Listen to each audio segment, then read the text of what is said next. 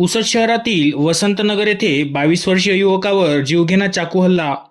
शहरातील वाढत्या गुन्हेगारीबाबत चिंता. पुसद शहरातून एक धक्कादायक आणि खळबळजनक बातमी समोर आली आहे.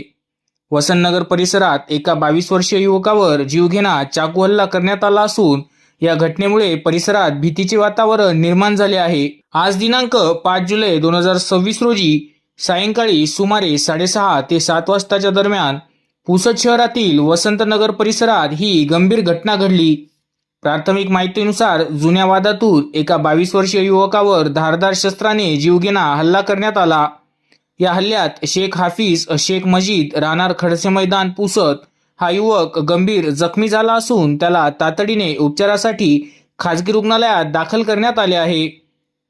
घटनेची माहिती मिळताच वसंतनगर पोलीस स्टेशनचे अधिकारी व कर्मचारी तात्काळ घटनास्थळी दाखल झाले होते.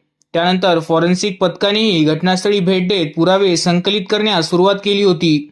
हल्लेखोराचे नाव अद्याप समोर आले नसून आरोपीचा शोध सुरू असल्याची माहिती पोलिसांनी दिली आहे.